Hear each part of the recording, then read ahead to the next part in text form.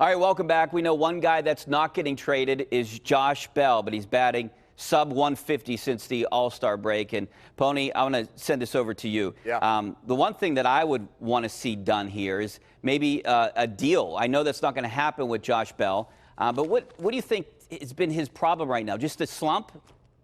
I know. I think he needs more protection. I think he needs a legitimate fifth hitter. I know Melky Cabrera is hitting 300, but he's 97 years old. And if I'm the other team and I'm scouting out a series against the Pirates, I don't want to give Josh Bell anything to hit. I'm going to make him swing at pitches that aren't in his zone.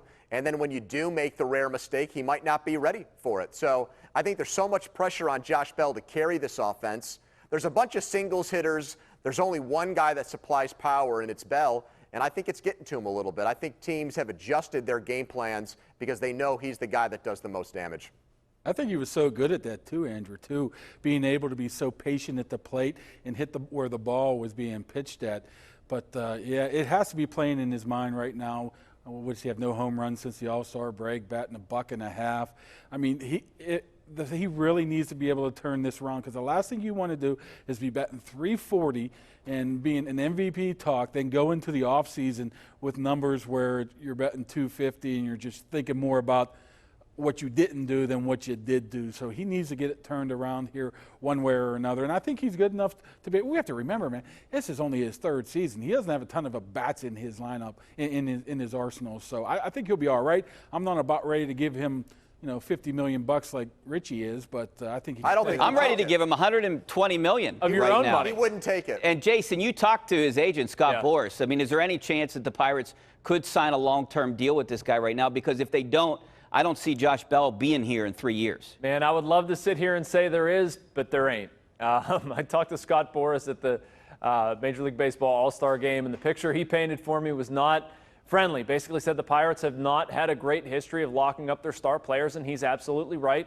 And, I tried to get out of him where Josh Bell fell on that spectrum, and, I mean, he is unquestionably viewing Josh Bell as a star and saying, when Josh Bell gets out of his club control years and becomes an unrestricted free agent, there's a lot of teams that are going to pay a lot of money for his services. So what do you think it is then, Jason? Why is he in such a slump? It's not he's tired, is it? No, I don't think he's tired. I think it's what you're saying. And whether it's protection or not, I mean, Josh even talked about this after the game today, it's swinging at pitches that, one, he was hitting earlier, and two, he's just sort of getting out of his zone and not swinging at stuff that he should be swinging at. He's just a little discombobulated at the plate. I do think some better lineup protection would help him. But, again, I mean, it's not all lineup protection. They didn't have a different lineup when he was hitting the ball better in May, and he's not going to get back to that level. But he needs to be better than where he's at now. Hey, Richie, to your point about signing him now, wasn't Boras also Pedro Alvarez's agent? If I recall. Yep. How do you think Pedro Alvarez feels about that right about now? How much money is he making? Not very much. So the only way it could happen, I could see, is if Josh Bell says, no, I want to sign now. I don't care what you say. But if he's going to strictly listen to the agent, then there's Mark, no I don't chance. think you hire Scott Boras if that's the way you're going to do things, Yeah, but you also have to worry about the Pedro Alvarez situation, too, because if he would have signed like 3 years in, 4 years in, that would have been a little bit different than now, too. You have to balance that a little bit of making sure you got enough money to, live your life after the baseball's gone and not, be left out with nothing. Well, I think they need to build around a guy like Josh Bell, and you saw that 1979. Well, right, so do that for the next 2 or 3 years, Richie, while you have them. Why do you need a contract? But are they close? That? This is getting to my next question. You had that 1979 celebration. A lot of us weren't even born when they won their last World Series, their last playoff series. Or can they win a playoff series in the next couple years, or is it going to take a little bit longer? If I answer honestly, Andrew's going to crush me, so I'll just answer honestly anyway. I want to hear it. Jason says they're winning it this year. They're going to win the World Series next year.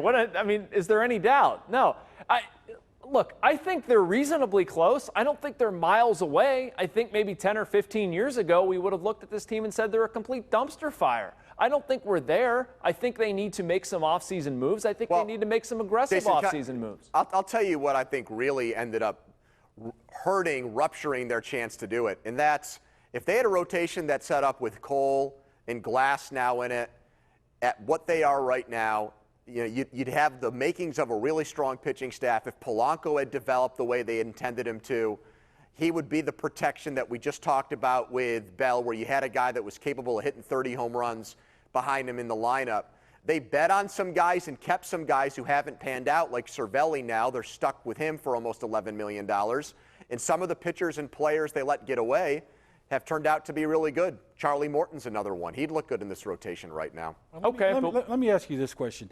When you're talking about playoffs and contenders, how many contenders in this league would actually play Colin Moran right now, Frazier, Kramer, Diaz? I wouldn't say Reynolds, maybe Reynolds in a month or two. None. So it tells you how far away they are. They might be good for the Pirates, but they're not good to be able to win 90, 95 games and have a legit shot at winning. Well, no one's winning the World Series with a $77 million payroll, right? No, they're not. But I mean, this wasn't that long ago that this team was, what, one game under 500, 2.5 out. And yes, I know the NL Central stink.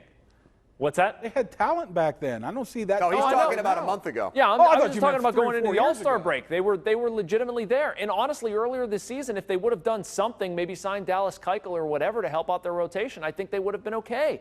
Are we going to chalk up, what Trevor Williams has done this half season so far to, this is the way he's going to be next year and beyond? No, I think Joe Musgrove can be better. I think Chris Archer can be better. I'm not of the belief that this is, these guys are going to be 5+ ERA guys for the rest of their careers. Oh, they need to spend some money, that's for sure. They need some help. And they need to be aggressive, like you said, Jason, in the offseason.